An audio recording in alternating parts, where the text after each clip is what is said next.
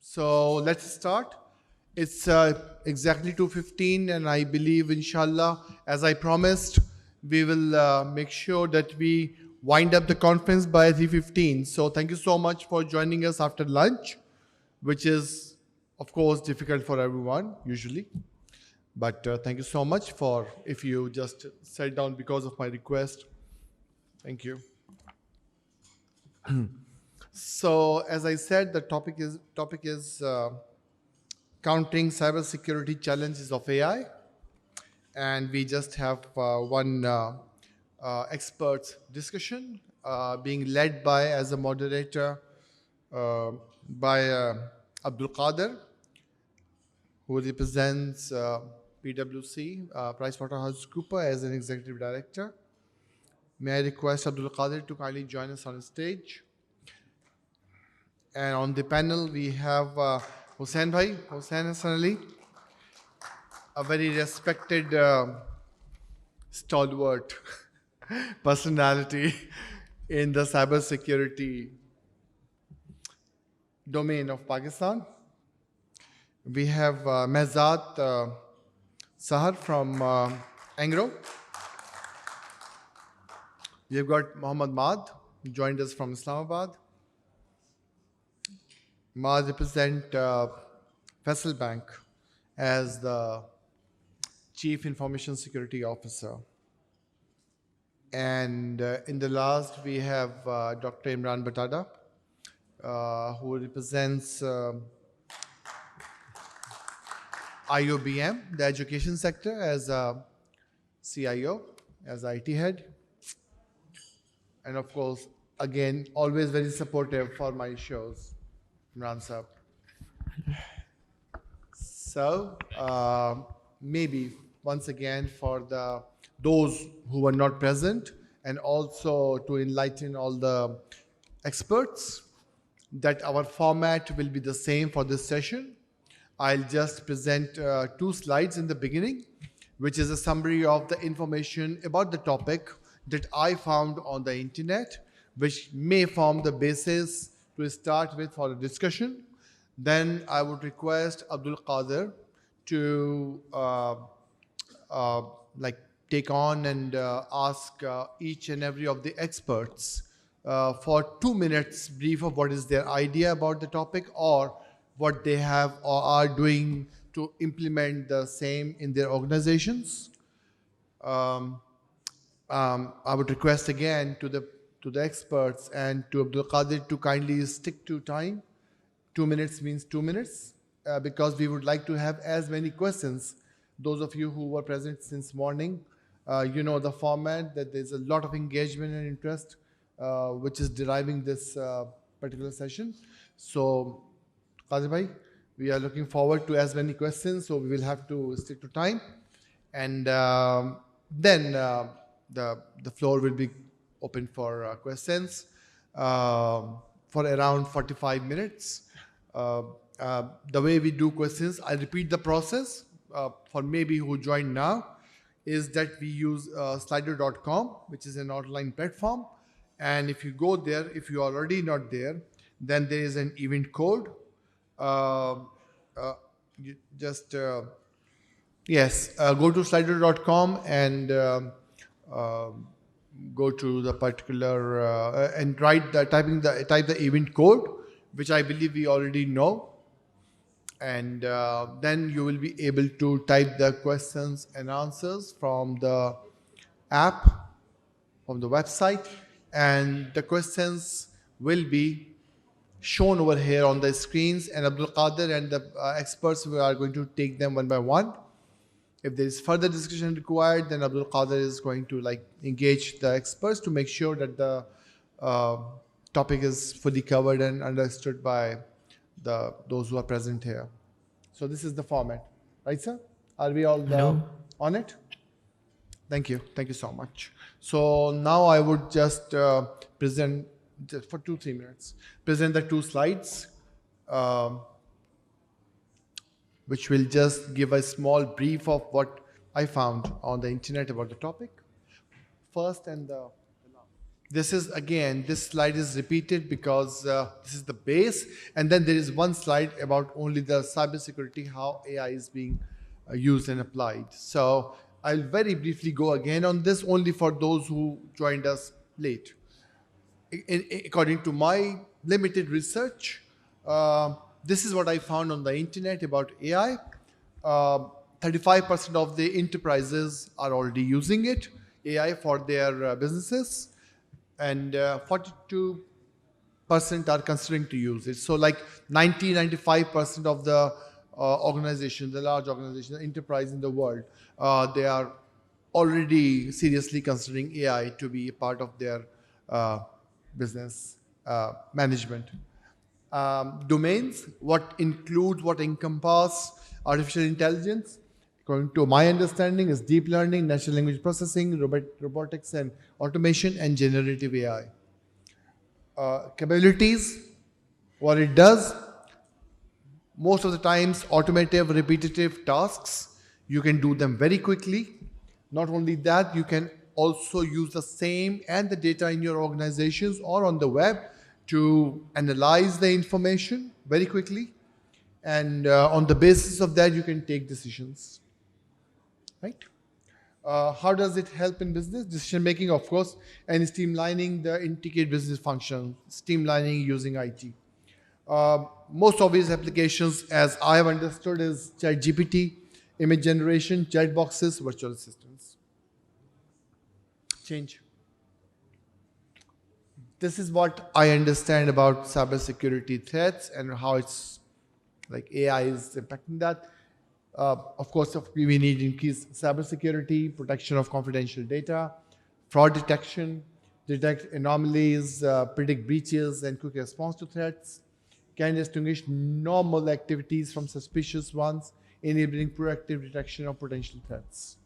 So this is how it can, AI is a threat and AI can be used to counter a threat according to my understanding. I don't know, Abdul Qadir and all the experts are experts, of course, else I would be there. That's it. So Abdul Qadir, over to you now. Please make sure that timings are followed. 2 minutes each. Sure. Thank you.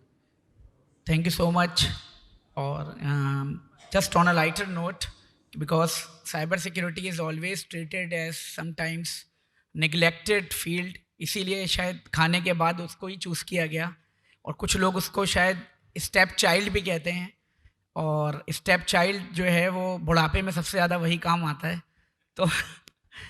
तो खैर on a lighter note, but we will try a level best के. मैं इस बात का जवाब देना चाहूँगा, इससे पहले कि जब ये यहाँ पे आके बैठे हैं, हमने और इन्होंने अब्दुल कादिर ने बाकायदा इस पे बड़ी स्ट्रेटजी की और डिस्कस किया है कि इस स्टेप चाइल्ड को एक किस तरह से अलग से हमें लाइमलाइट में लेकर आना है, और इस पे ये मेरे साथ काम करेंगे, जो ये करते नहीं है, बातें करते हैं, लेकिन इस दफ़ा करेंगे इंशाल्लाह. ठीक है Qadir?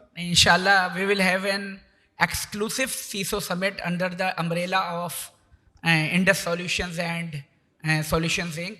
under the Kamran Saeed, inshallah ta'ala. And I am on it. I will be supporting him for that. So thank you once again for the intro. And of course, it's my privilege to and honor to have my eminent speakers with me. And as the topic entails, we already discussed the whole day about the AI and relatively the multiple factors related to AI. We have discussed about fraud management, we have discussed about governance, risk and compliance, and we know that the cyber risk is complex and forever changing, and attacks and incidents are increasing with the relentless growth. And in 2025, the cyber field would be the $10 trillion economy. You can imagine. And the $10 trillion economy is documented, not undocumented. And we know that we have already discussed about AI, so attacks are increasingly sophisticated and globalized. And unfortunately, not a single organization can effectively defend against them. Widespread adoption of AI, machine learning in recent years has provided these threat actors with sophisticated new tools to perpetrate attacks. And of course, The more you are becoming digital, the more you are transforming into digital, the more maybe are prone to the cyber attacks or the cyber incidents.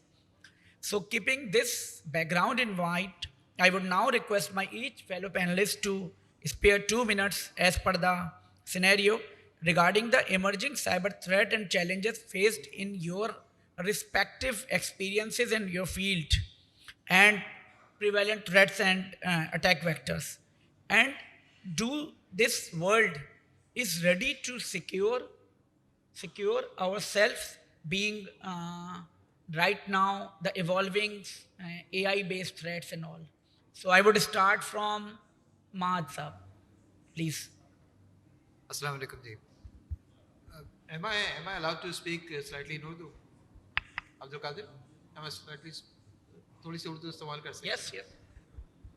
देखिए, the way I see it, हम लोग जब भी AI की बात करते हैं तो it's becoming buzzwords, and अच्छी बात होती है when you are actually in a board meeting or something, just to make them approve our budgets. I use a lot of buzzwords जो उनको समझ में नहीं आते हैं और हमारी चीज़ें approve हो जाती हैं. So that's okay. But in hindsight of everything, these threats are real, and उसकी वजह सबसे बड़ी ये है कि जी हमें पता नहीं कि वो क्या कर सकता है. So the way I see it, yes, there are challenges which are very diverse in nature. Whatever Kamran Saab has shown in the initial slide, there are many things. For example, deep learning.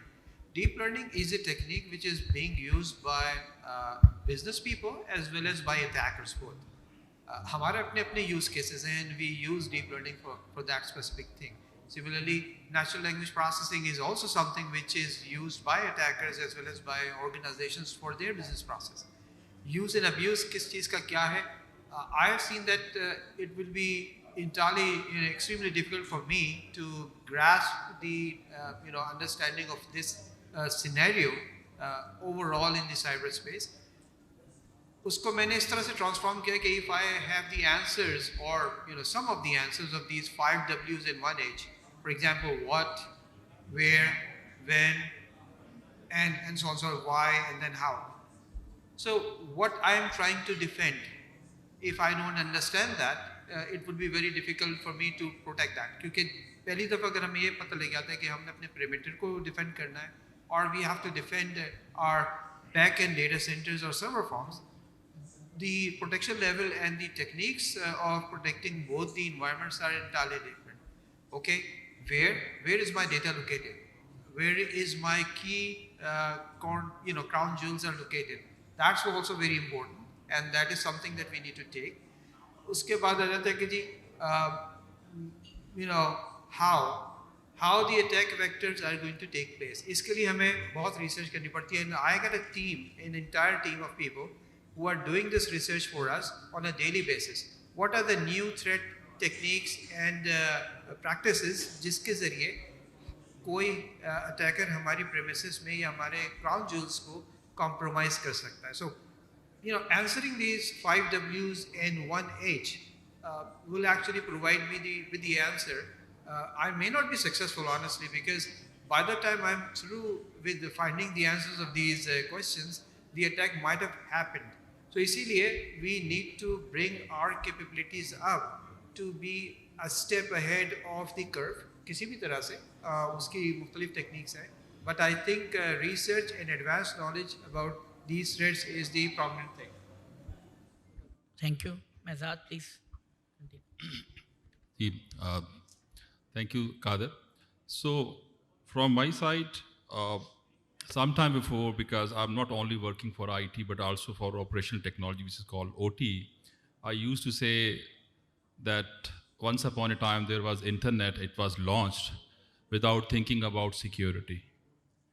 We didn't learn the lesson. So after, let's say, 2 decades, we started thinking about security and deploying patches and trying to secure internet. I think the same tragedy happened, unfortunately, with the AI. The AI was launched in a hurry without thinking about the effective security controls.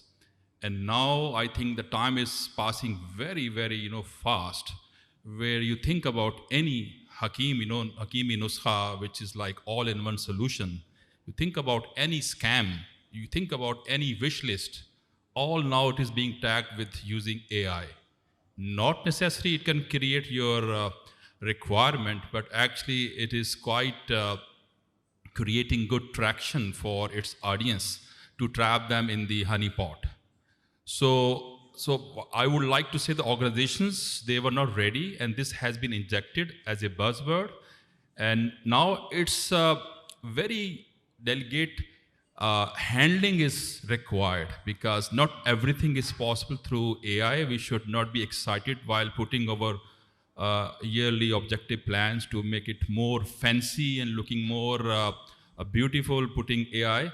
But actual, deployment and following should appear there. I give you example. How many of you are aware, like in addition to typical cybersecurity control, there is a framework called ISO 27001, but now the world has introduced something called ISO 3300. There is ISO 5400. These are the framework which have realized the quick importance of cybersecurity, touching AI at each and every place.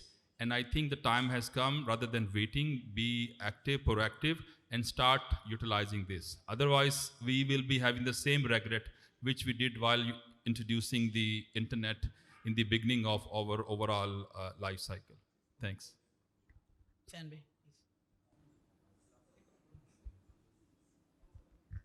Assalamu alaikum everyone, and thank you very much to Kamran Bhai, Abdul Qadir, and all the others here. So, a very pertinent question, but let me turn the question around to you.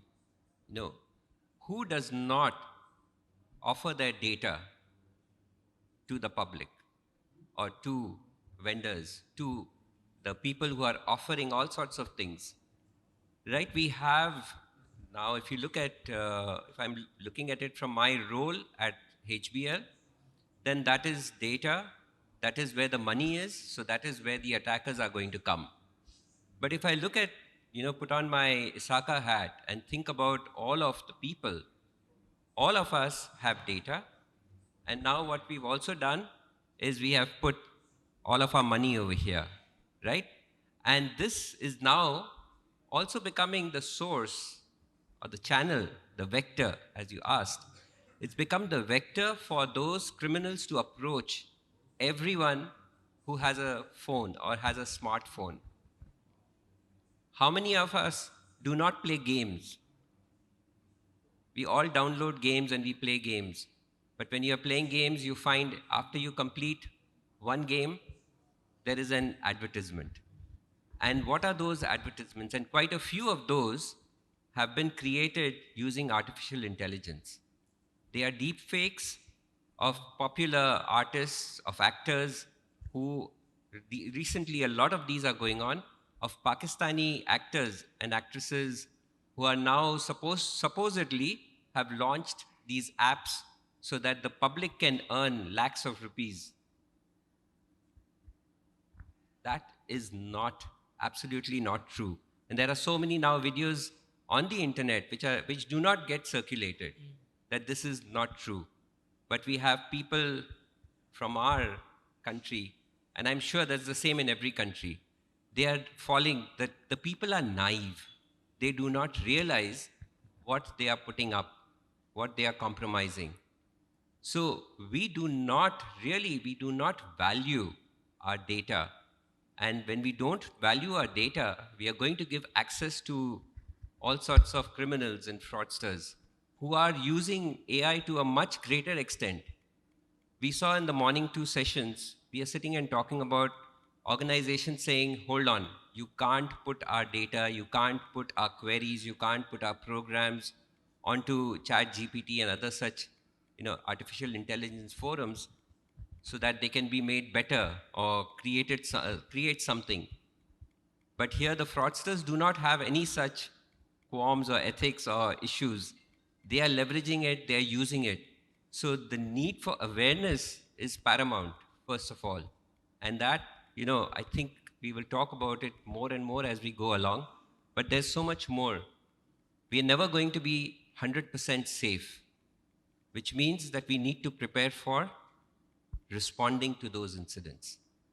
And that is where artificial intelligence can really, really help us. But do we know how to use it? I'll leave this for now. Imran, please. Well, assalamu everyone. First, I really would like to congratulate Kamran Saab Solutioning for arranging this show. In fact, they are running this show since last 1 decade, so that's itself a great achievement. And the topic is very much interesting. And when you speak at the last, so there is an advantage also. You're going to listen everyone, right? And there is a disadvantage as well. So you have to basically unique too. So I will try to be unique as well. Well, let me basically share a few stats, and that's going to be interesting for all the audience as well. Let me share about World Economic Forum. And in the last couple of years, what they have done, they have basically created one, we can say that the committee or consortium, and they have X number of nations there. Unfortunately, there is no representation of Pakistan from there, but what they have done, they have identified 2 major areas for the world so that they have to work together. Number 1 is basically the global warming, and we all know that that's basically critical for us as well. And we have seen the recent examples too, right? But the other area, that's the information security. So they all are what they are doing. They all are basically working on that. And in the starting, Qadir rightly said that. Right now, if I'll talk about the stats, so cyber security industry, that is basically more as compared to the US economy. That is around 8 trillion. And it's going to be by 10.2 trillion by 2025. So just imagine the room like we are seeing here. And as a nation, I really would like to say that, are we in the right direction? We need to basically ask that as well. Because I can basically, with the help of your cell phone number, I can basically get everything from yourself as well. And we all know about that, right? So as a nation, we are not taking seriously. And what we are doing, let me share the Gartner also. Gartner's report said that more than 95% attack used to have internally. That means that's not the data breach, that's the data leak. So there is a huge difference between the data leak and the data breach. If I'll talk about the data leak side, so that's gonna be the misconfigured your software side as well. And if I'll give you the example stats again, so last year, Microsoft Power BI application, just because of their default setting, compromised over million records. Not only one organization, X number of organizations. And if I'll talk about the Amazon, one of the popular router and used to sell over the Amazon the last year, and more than 6% users are using the default password. So what you guys are doing here, so you guys are basically giving the opportunity, others are gonna come to your network, they're gonna basically use your internet, and they can basically do lots of other things too, right? So data leak is basically one of the important area as well. And what's gonna be the mitigation? If I'll talk, if I get a chance to, I'm gonna definitely talk about how we need to basically prevent that as well. One thing I really would like to say that during COVID, what we have seen the normal message used to have on our cell phones as well, right? Vaccination lagaye, vaccination lagaye. So everybody knows about that. We need to have these kind of mass campaigning for the cyber security as well. One more stats that's very close to my heart, and I really would like to share that.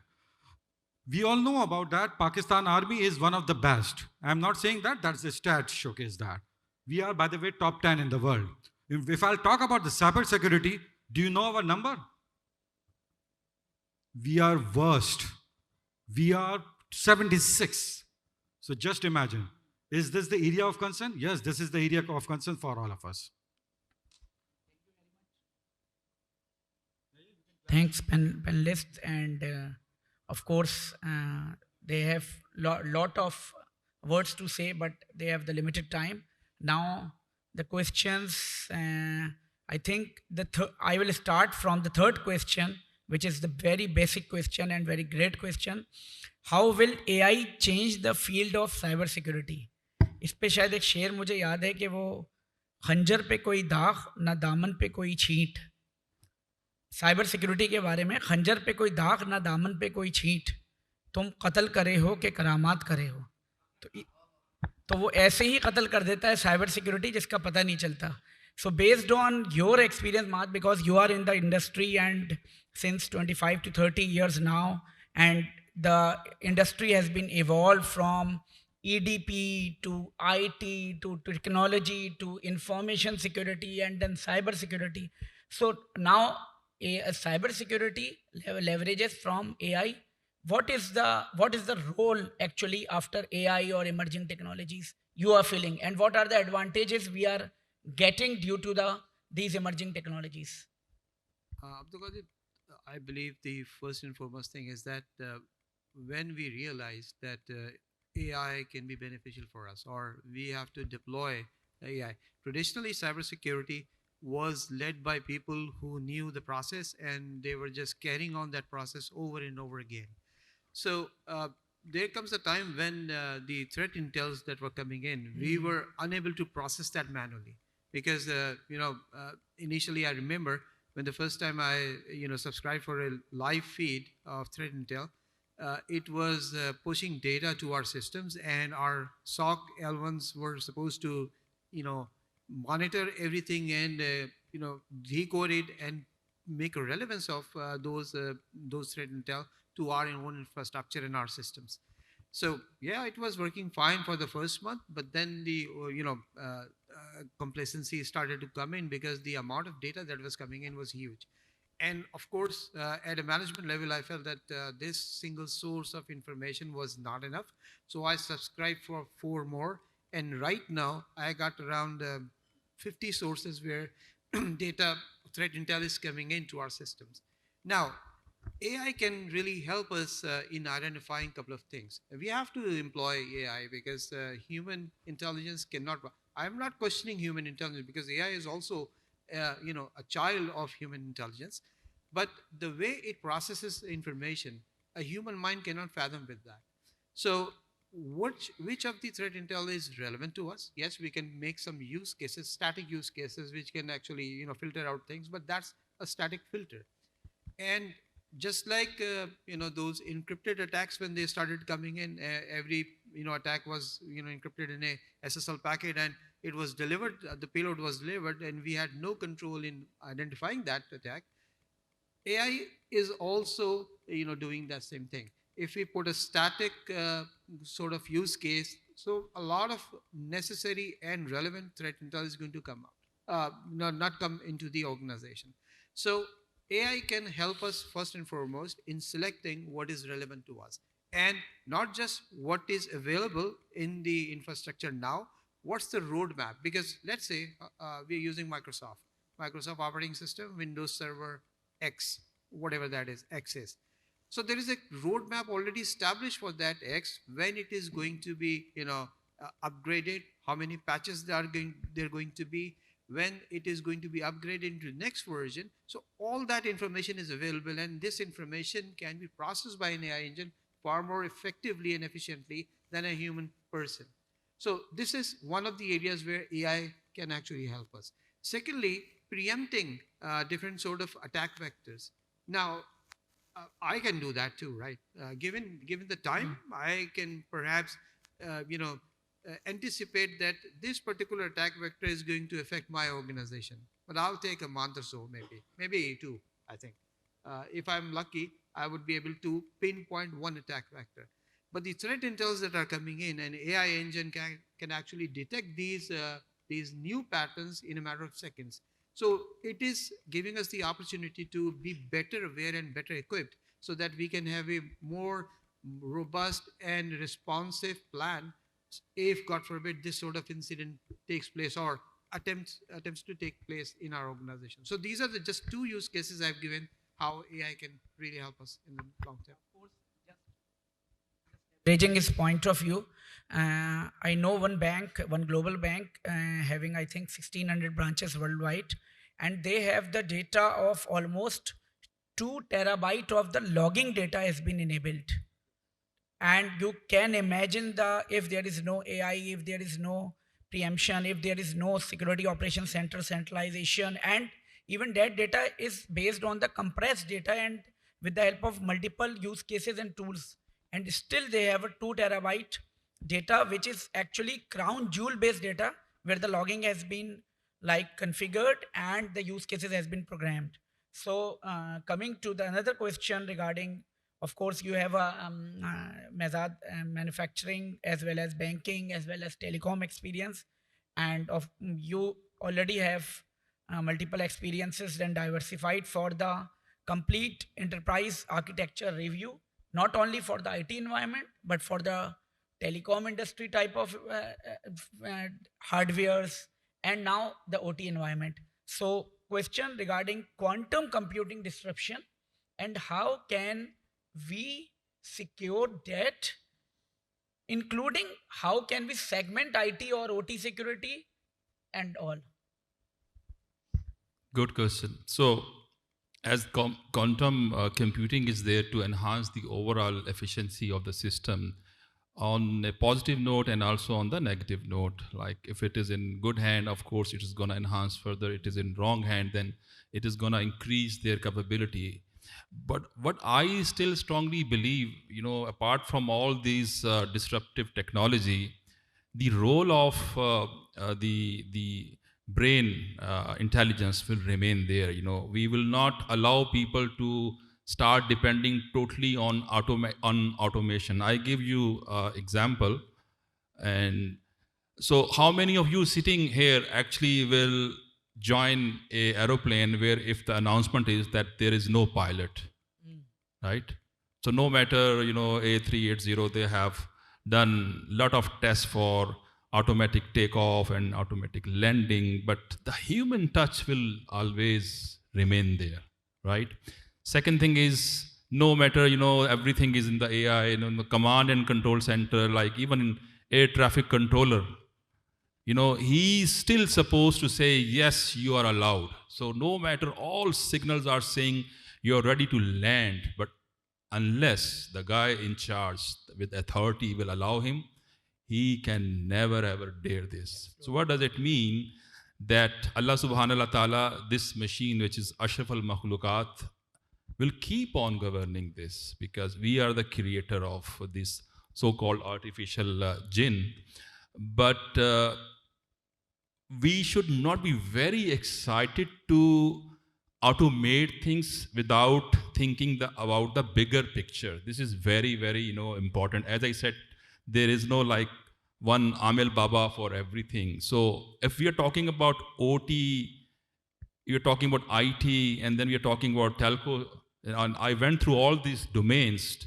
They're all require different treatment. There is no one size fit, which we can say we can agree on this. But the most important thing is the fabric is same. Never lose common sense. Common sense always remain important, even in the presence of AI. So I give you example of SIME solutions. So there are a lot of claims that sooner, in the SOC room, maybe there will be no need to put 4 or 5 resources. Maybe the machines will automatically, they are generating alerts, and someone, from AI will also start taking action automatically, which is, to be honest, practically, business perspective, it's not possible. It will be suicide. Why? Because AI will take time to understand what is the business background of this service, which looks fishy, but of course you need some kind of guideline from the custodian of this service. So this type of tuning is required across all. And I give initially in the example of aviation industry. The last example is again from this. This is a quite interesting thing. I just came to know yesterday that in our Sindh, there are a lot of Vaderas, by the way, they are having their own helicopters. Okay. And to some extent, they don't even inform authorities that if they want to transfer from one muhalla to another muhalla. So they take off and they land without telling anyone.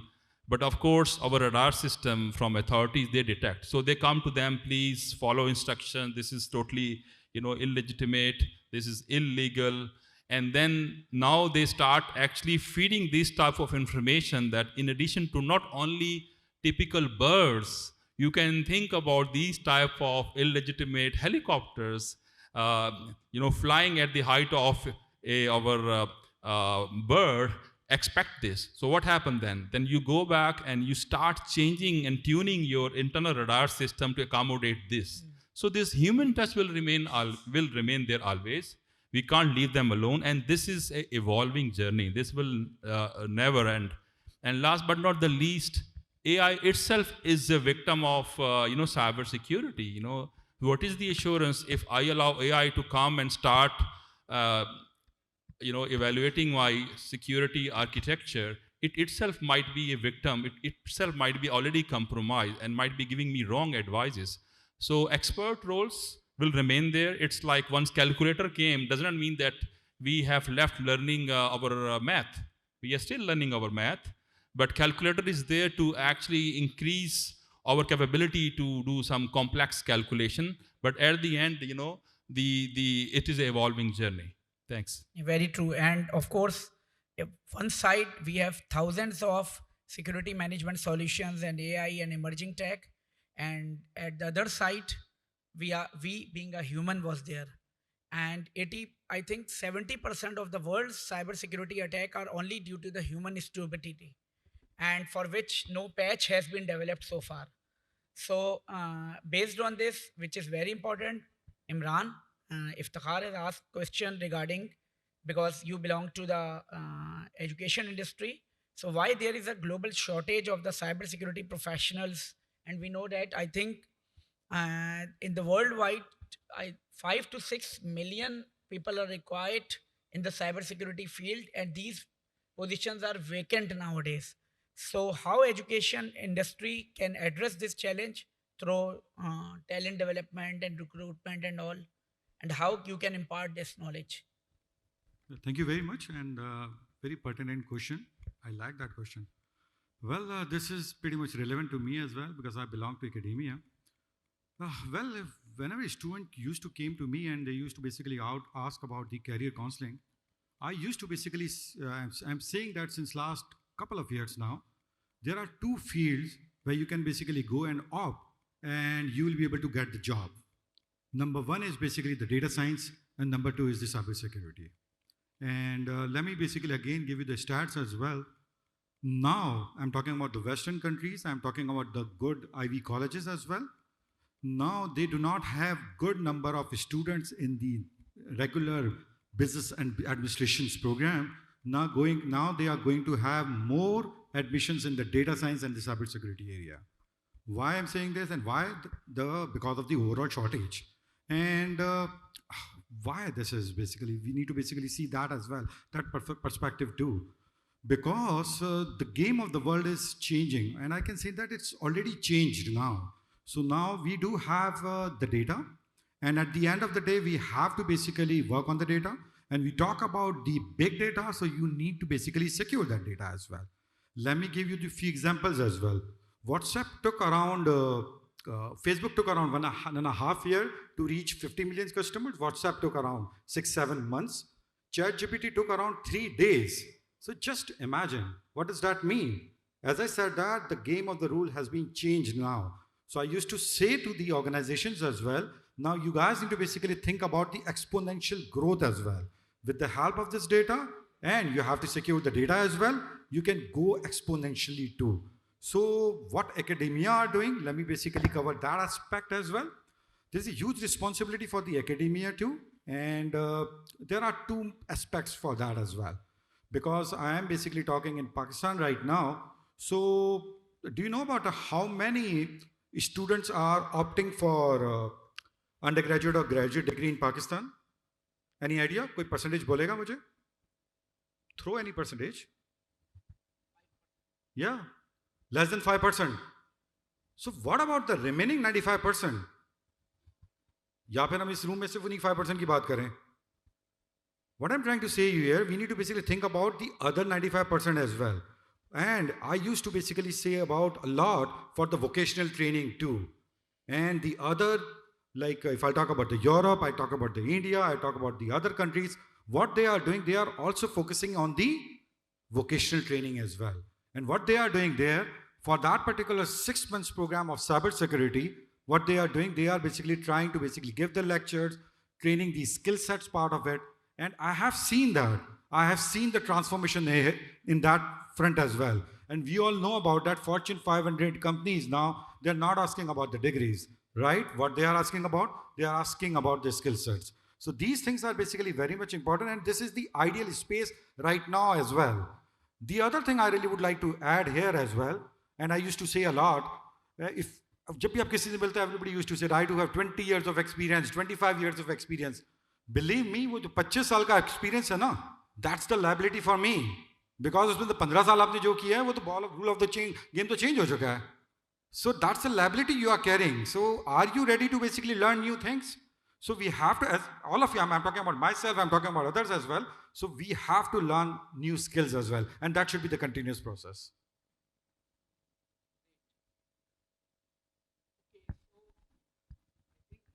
Hussain भाई के होते हुए एक बहुत फ़ायदा उठाना चाहते हैं. एक question, what strategies can we employ to proactively identify and mitigate data privacy and security risk. I will twist the question based on your experience, and being you have a vast experience of auditing data privacy and security risks. So being a chief IT auditor, what steps you will be applying to review the data privacy and security risk for a leading organization? Thank you very much for that. So let me come at it again from, very specifically from this direction of data privacy. When we say data privacy and again security risks, if we think of the whole range of risks, are we on the whole range of data? Are we expecting our security professionals, our audit professionals to cover all of the data? That would not be fair. And it would not be fair because we'll never have enough resources to do that. We'll never have enough tools. We'll never have enough people. We'll never have enough investment. So the way to approach this is to say, all right, where do my crown jewels lie? Right? And we spoke in another earlier session about data classification, the need for that. The moment you start thinking about, all right, what are the more high risk ones? Which do I prioritize? Data classification is the way to go. And through that process, you can come around and say, all right, these are my assets that are holding the more critical information, the more critical data that I need to really protect. And there you can then put together an approach. Now, how does this happen? What strategies can we employ? So it cannot be that there is one person responsible or one function that is responsible for this. Very often we say, all right, this is information security. So that's the function that is responsible. You cannot delegate that responsibility and hold just that one function to cover the entire organization. So here you have to have a combination. You have to have partnerships. You have to have people coming together to share the responsibilities. Technology, so the IT function, extremely, extremely important that it plays its part. And it helps, the formulation of such standards, such policies, and it helps in the identification of that data. The business, the people, they are the owners of the data. So they actually need to define which data is more critical, less critical, and help ensure that they are also following the controls that have been put in place. And governance. Governance is extremely important, not only because it pulls all of these strings together, but it also helps escalate. We know that unless there's a push from the top, things are not going to happen on the ground. So you have to engage the governance level, the board level, the senior top management level. They have to be engaged, and that is through the governance channel. And then the third line of defense, the auditors. See, everything has to come together. One reason also that everything has to come together is because outside of the organization, you have the regulators that are sitting there and watching and will make sure that you are fulfilling your responsibilities to your stakeholders, your shareholders. So everyone in the organization has to think that they are the Amin. They are responsible to put all of this together. And only then will this be happening. Very true and ये बात तो prove हो गई है कि जो चारों eminent speakers ने मुझे बताया कि crown jewel selection is very important. You can not put each and every control in all high category, medium category और lower category systems or environment or assets, because it's a step by step process. Cyber security के लिए जो बड़ा important keyword है वो बड़ी बड़ी terminologies हैं जी, जीरो डे और फलाना और ढिमकाना, लेकिन इससे ऊपर जो सबसे इंपॉर्टेंट है विच इज़ मोस्ट क्रिटिकल कि साइबर सिक्योरिटी का कल्चर डेवलप करना.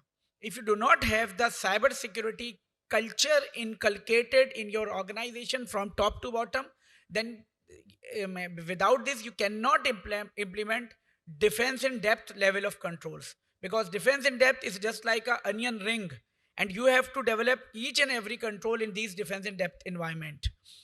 ये एक important question है जो I think माद साहब being a CISO आपके पास भी request आती होंगी, and not only related to Meta AI via WhatsApp using web WhatsApp, but Chat GPT and many other type of informative websites and tools which are required for the collaboration, and our business will be down if we will not allow this. So what are the risks, sir? And how can you manage? What are the answers for CISOs? I think Abdul Qadir, first I will answer the first part. How do we inculcate this culture?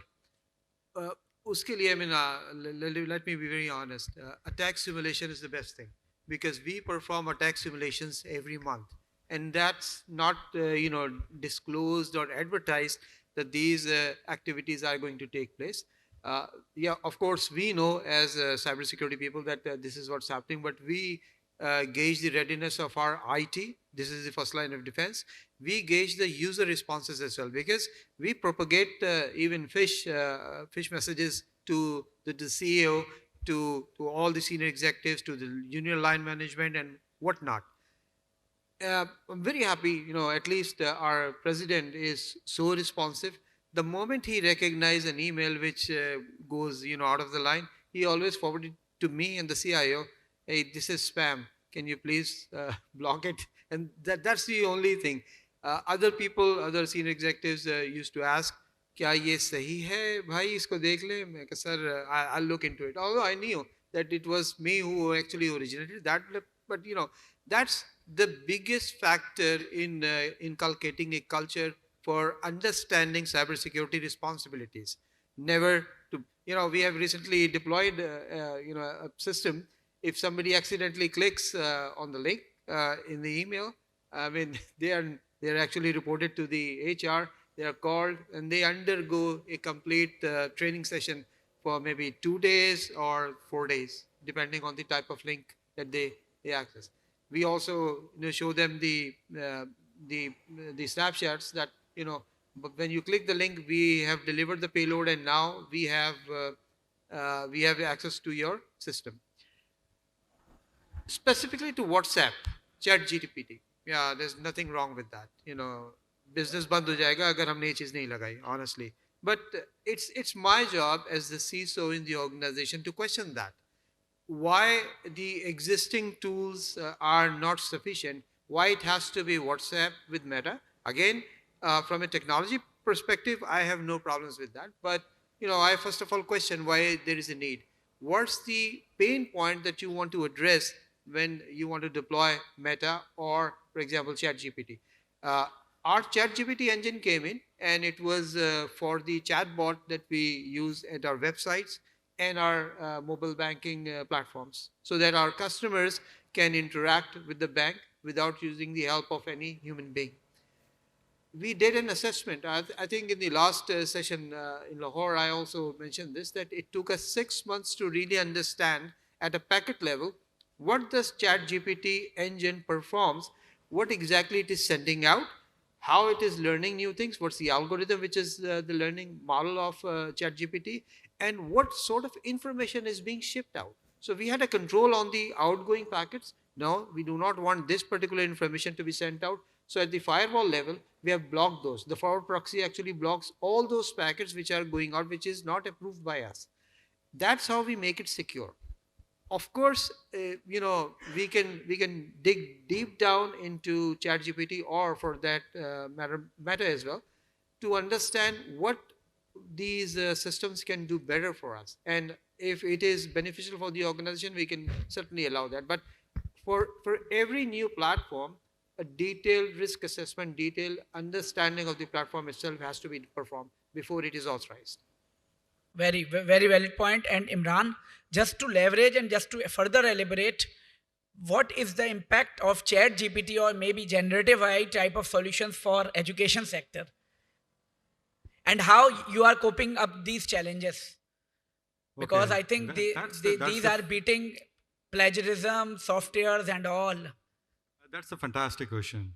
Well, let me ask one question to the audience as well. Do we have any kind of alternate? We do not.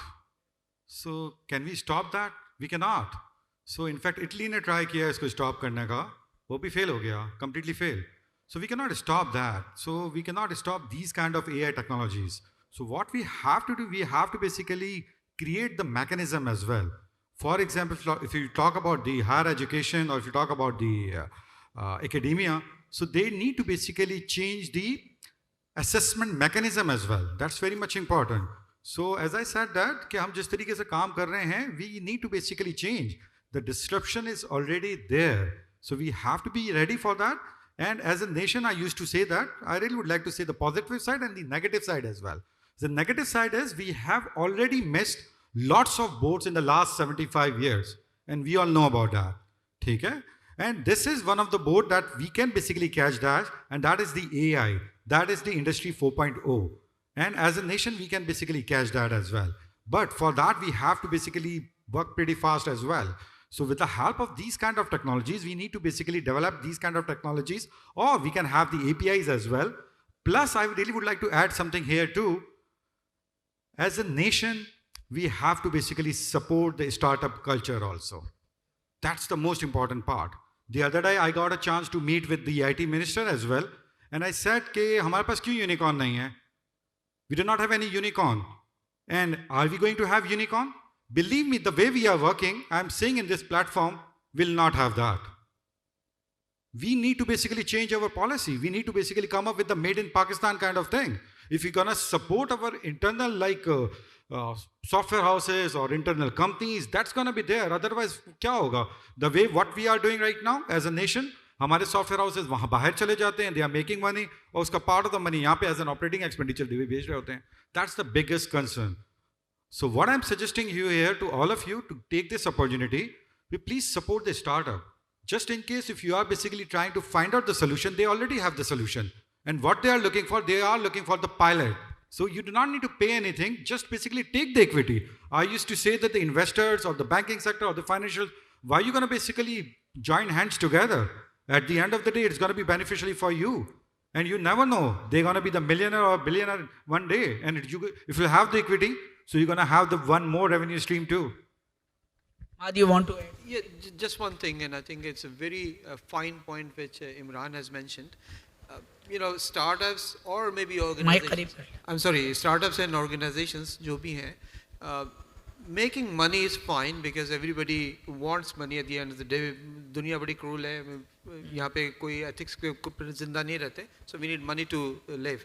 However, a major portion for corporate social responsibility has to be inculcated somehow through policy, through environment. I don't know, because I'm not at the government level which actually make these sort of policies, where yes, they are compensated for whatever these guys are doing, especially the startups, because these people come up with great ideas.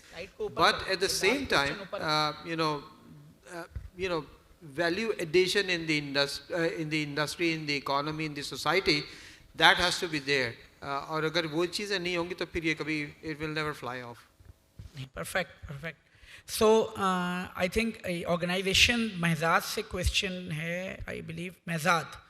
So what sort of response mechanism should be in place in organizations to deal with any type of cyber attack and ransomware attack? But I have shortened this question because you cannot say anything on nation state type of threats, but for ransomware. Because someone has said that it takes 20 years to build the reputation and one cyber attack to ruin it. So what type of cyber incident response mechanism should be in place in the face of new threats? So why not we should discuss nation state threats, why not? It's a very interesting thing because I just need, let's say, Khwaja Saab mobile number to compromise his iPhone, and he's not supposed to click anywhere, he's not supposed to answer my call, and that came through one of the well-known security threat in the name of Pegasus, right? So it means time will come, people will not start exchanging their business cards showing their phone number. Your phone number will be actually a kind of a confidential data if you really want perfect security. How many of you are sitting here know about a project which was launched in 2015 or 16 called PRISM, Project Prism? This project was launched in America, and it is actually with the confirmation that all these big giants, whether it is even Microsoft or Apple or Google, they are supposed to give access in the name of national security to these agencies.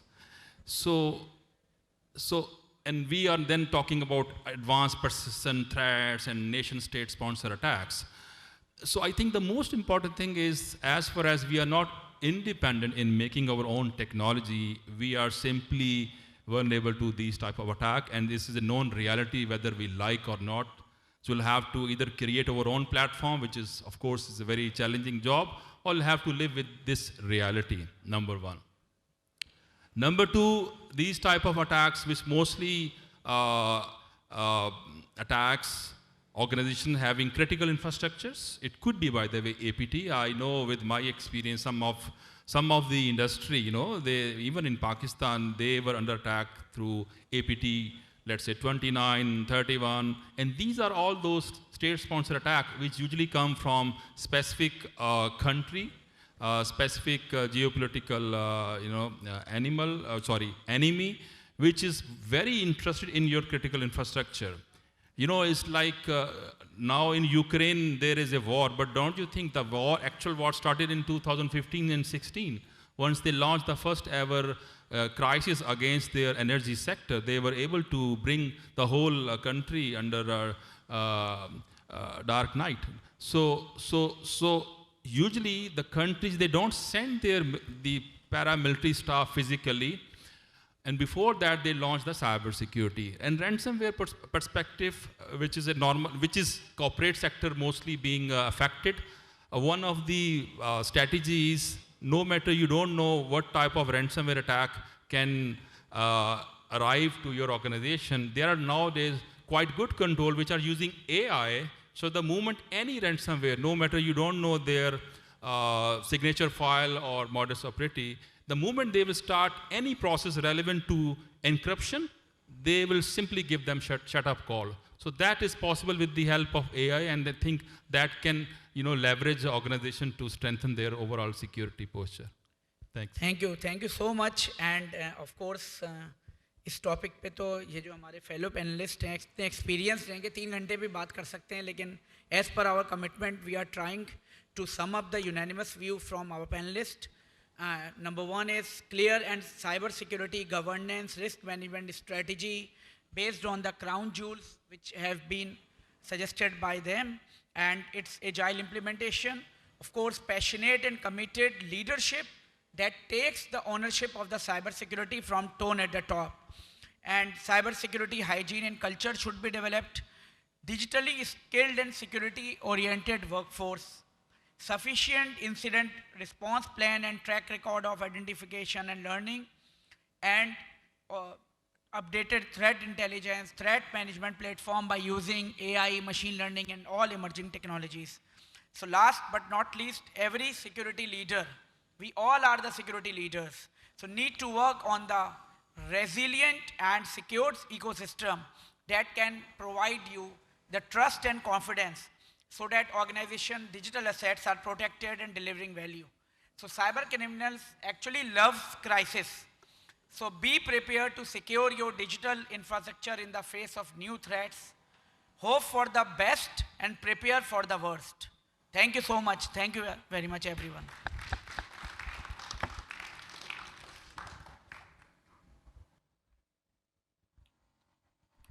Thank you, Abdul Qadir. Thank you so much for finishing the session exactly on time. I really appreciate that. Thank you. For the plaque distribution now, before we end the conference, this is going to be the order. We will first call out Syed Abdul Qadir, and I will give the plaque to him. And then I would request all the panelists to queue up after that. Hussein Hassan Ali, then Mehzad, then Maad, and then we will have Imran Batada, right? So.